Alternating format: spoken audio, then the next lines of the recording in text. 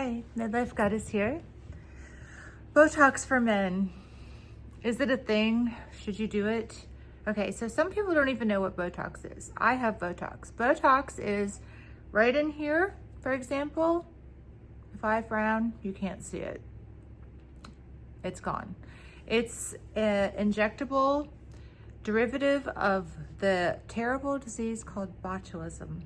Botulism, turns out it has a silver cloud. That silver cloud, that's Botox. There are millions of types of Botox. Botox is a brand name. So there's also Dysport, Xeomin, and many, many, many others. They all work exactly the same. I've tried them all. They all work.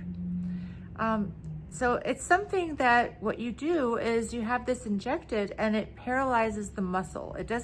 It's not filler. So when you see people and you think their face looks really pillowy and strange, that's usually because they're injecting a lot of filler and it's making their face look kind of fat and like pancakey.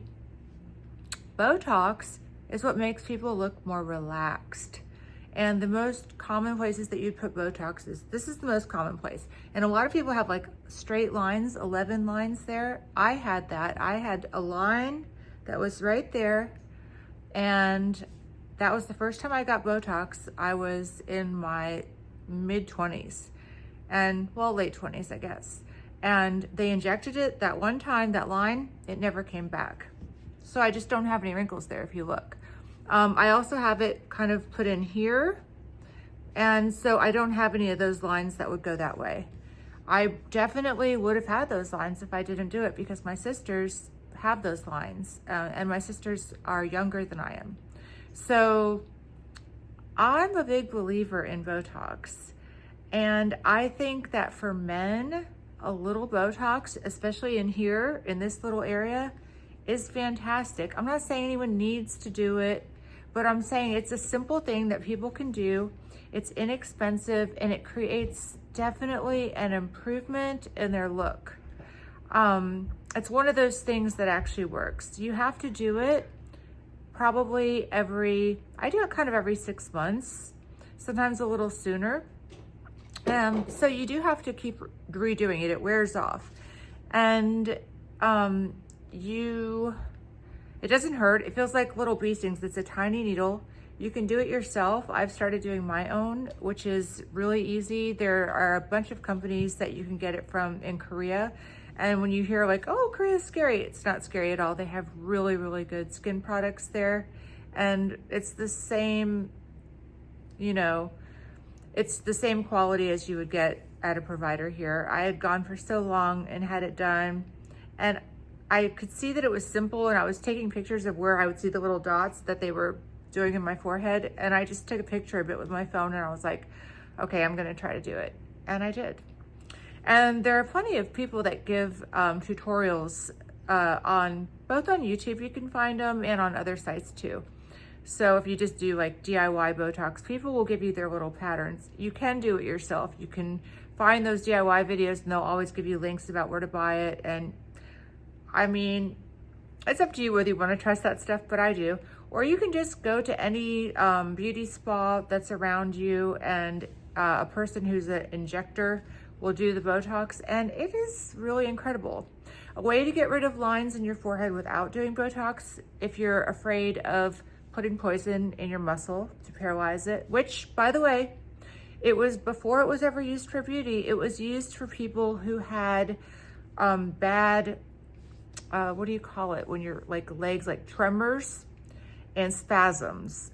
So originally, botulism, Botox, was used to help people who had medical issues. And then they figured out, oh, we can use this for beauty off label. And then now that's kind of the main thing. Also, people use it who have back pain. They can use it, especially in their trapezius muscles right here.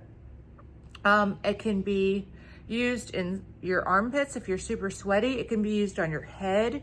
I know some women who get Botox shots in their head, so their blowout will last them for a long, long time because it never gets sweaty. I think that is kind of a lot, and especially because of the cost of putting it all over your head is kind of a lot. It's easier just to wash your hair more, but you know, it's a thing you can do. And the trapezius thing, I mean, it can be amazing. Oh, and your jaw right here, your mandibular, it can be used for teeth grinding. So if you're grinding down your teeth and you put it in that muscle, it'll actually relieve that. It can also stop you from getting TMJ issues. So Botox for men, yes, definitely. Now, if you're gonna get it and they're gonna do your whole forehead, you wanna make sure that they're used to doing men, because if they're used to doing women, you're gonna get arched eyebrows like women have, and that looks crazy on a man. They have to do very straight across with their injection if they're gonna do that. On men's eyebrows, you want the eyebrow to be lower. But the easiest thing, if you have it, is the 11 lines. I swear, if you do it once, if the wrinkle is not deep, if it's just a line forming, you'll never get it again. It'll just be gone. And it does make you look just more relaxed and kind of pleasant. It makes you look more pleasant. So I said I would talk about Botox for men, and I do think it's a great idea. I know it's not for everyone. I know some people are completely all natural. I also know people who use something called frownies, which are tape you put on your forehead when you sleep. That relaxes the muscle while you're asleep, and that can work too. Nothing wrong with that. But I personally love Botox, and like I said, I do it myself, and I'm not using the brand. I'm using a brand that's from Korea. And so I'm just doing it myself. But I think it's easy, but I think it's worth it. I think it's worth it for what it does for your face. So just my 2 cents. Thank you for watching. If you like, give a thumbs up, please. And share it. Bye.